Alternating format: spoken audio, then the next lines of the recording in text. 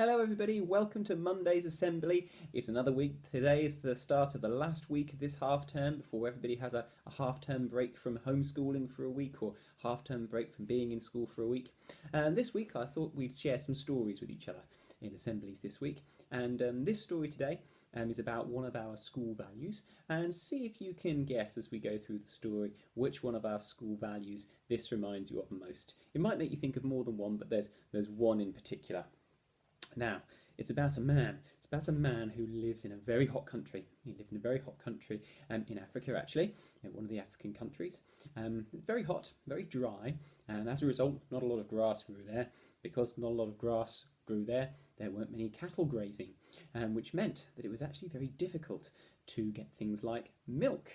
And this man's job was to deliver milk to the people in the village. He was a milkman, but he's not the kind of milk deliverer that you might think about when you think about people delivering milk in our neighbourhood.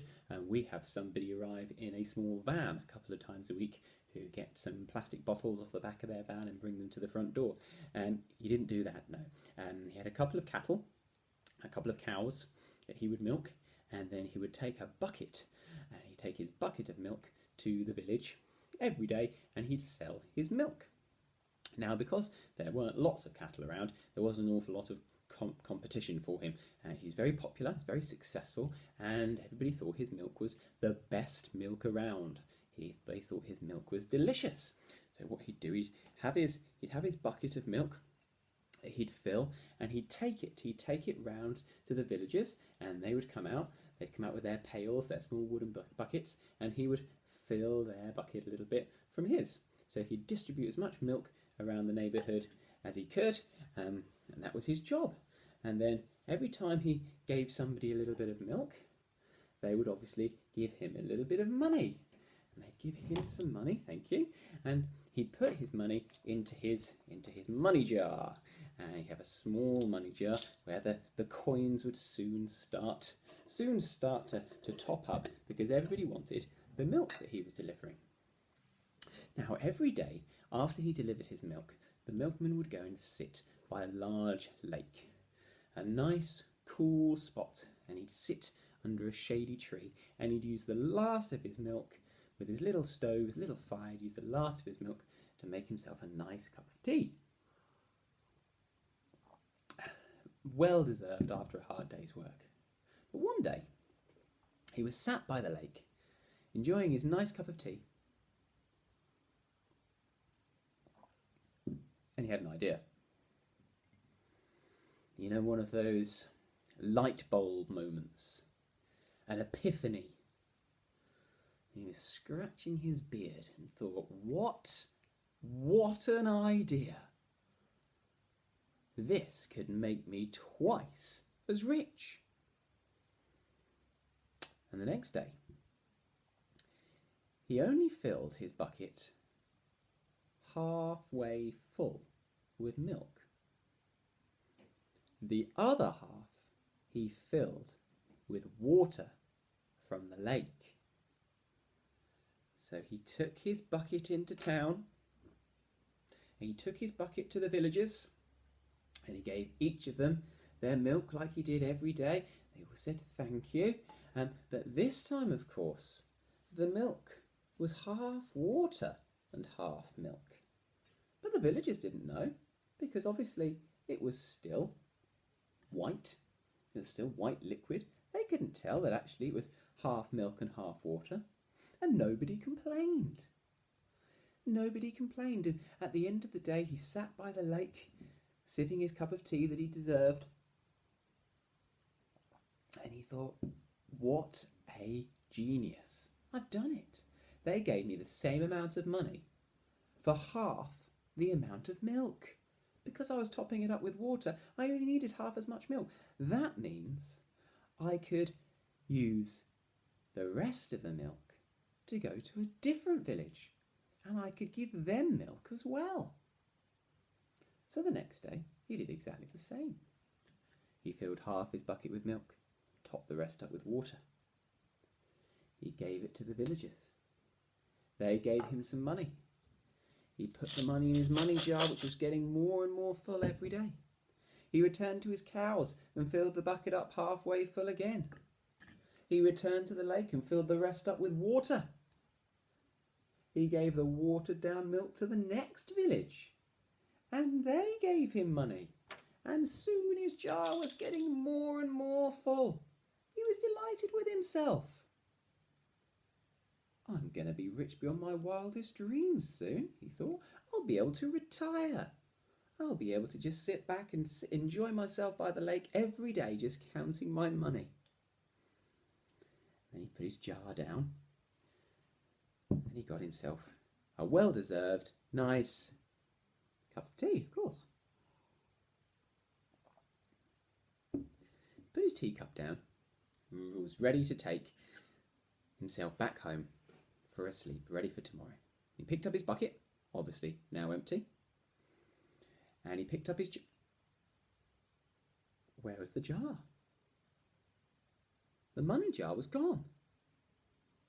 This was all the money he had. He collected this money every day from his work. This was the money he needed to pay for things. Where was it? It was gone. Desperate, he looked around everywhere by the side of the lake.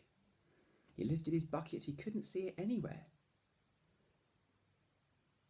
And then he heard a chattering noise, almost like laughter.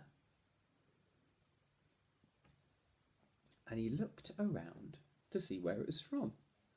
And he looked up to a tree above him that was giving him that nice bit of shade. And he looked up at the tree and he saw a monkey. A monkey just sitting cheekily on a branch, looking down at him. Then he heard the chattering noise again. Why are you chattering at me? He said, oh.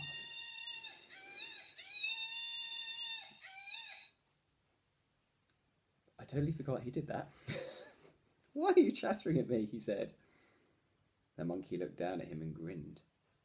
And he saw, on the branch next to the monkey, the glittering gold pieces in his jar. You've got my jar, he shouted. Give me back my jar, that's my money. I earned that money. The monkey looked at him. He reached his hand into the jar and he took out one gold piece and threw it into the lake. No! Don't do it! Don't throw my money into the lake! That's all the money I have in the world!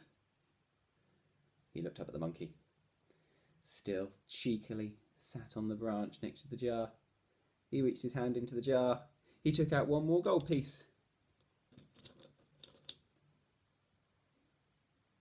He threw it into the lake. No! Stop! What are you doing? That's my money. I earned that money. There are 20 gold pieces in there. I earned that money. 20 gold pieces? The monkey scratched his head. He reached in and took out another gold coin. He threw that into the lake. Bloop. Please, please stop throwing my coins into the lake. He did it again. Bloop. And again. Bloop. He did it 5 more times. Bloop, bloop, bloop, bloop, bloop. 10 coins he'd thrown into the lake. Well, the milkman was beside himself. Please, please stop throwing gold coins into the lake. And the monkey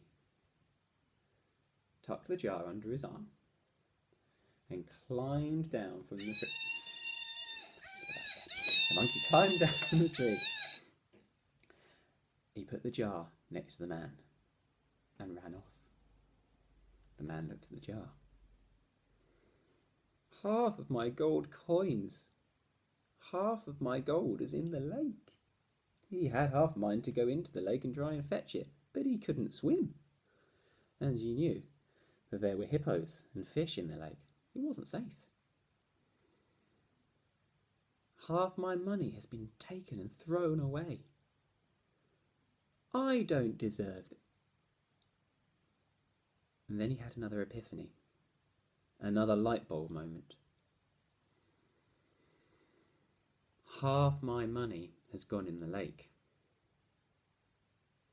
Did I really earn half of the money? My cows only gave half of the milk that I sold, and the other half came from the lake. And as he scratched his beard and thought about what he'd been doing, he realised he had deserved to lose half his money. He'd been cheating people. He'd only been giving them half of what they paid for. And he learned his lesson. He learned his lesson, and the next day he went back to the village. He went back to the village with a bucket of nothing but his purest milk. It was delicious. The villagers were ever so grateful. And you know, it was so nice. They were so grateful that the villagers bought twice as much. They bought twice as much as they were doing before. And before he knew it, he had 20 gold pieces in his jar again. He was delighted. He couldn't believe that he'd been so silly in the first place to cheat people out of their money. And from that day on, he always just used the purest milk, and he gave people what they deserved and what they paid for. Now I've got some questions for you about the story of the milkman. Which of our school values do you think that story was most about? Friendship, respect, honesty, endeavour, sportsmanship. Which was it about? Well, you could say he wasn't a very good friend, and you could say he wasn't a very good sport. But really, the value that brought to mind most for me was honesty. He was dishonest throughout that story. He was dishonest with the people that he was giving the milk to, because he only gave them half what they deserved. So he learned his lesson, didn't he? And the monkey taught him. He learned his lesson that honesty, in the end, is always the best choice. And when he started being honest, he soon got 20 gold pieces anyway, didn't he? Because people liked his milk so much they bought twice as much. Now, let's just think about honesty before we finish this morning. Here's a question for you. Who is it most important to be honest with? With whom is it most important that you are honest? Take a moment to think about that. Think of all the people you need to be honest with. Who's the most important person to be honest with? Have you got an answer? Tell somebody else who you think it is.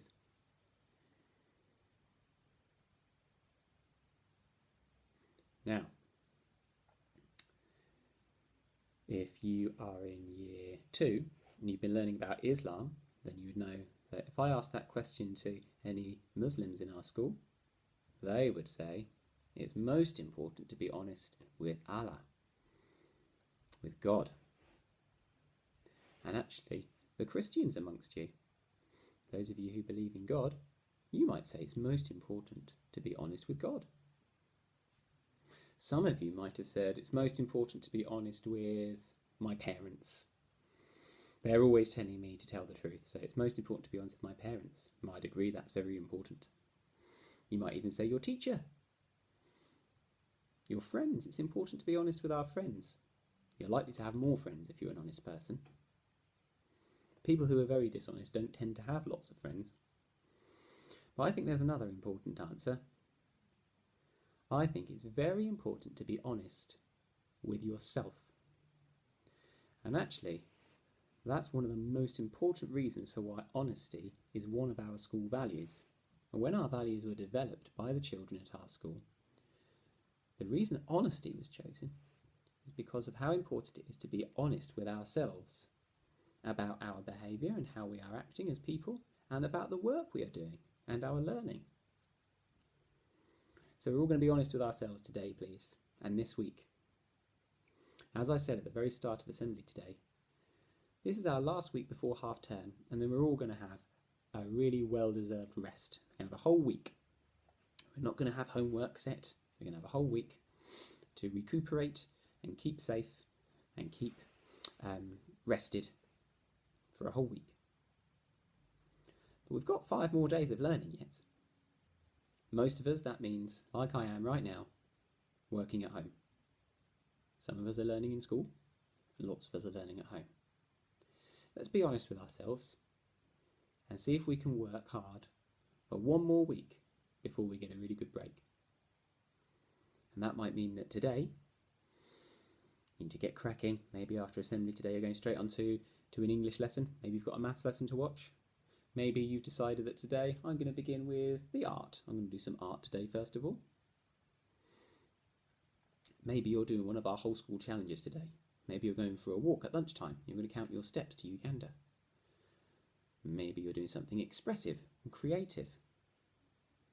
Whatever you're doing today, try to work hard for us. Be honest with yourself. Have you learned as much as you can today? Because we've got 1 more week to get as much learning done as we can before we can all have a week off. Now, thanks for listening to my story today. I'll be back tomorrow with another story. I hope you have lots of fun today with whatever you're learning and that you're honest with yourself and work really hard. I look forward to seeing you all again soon. Goodbye.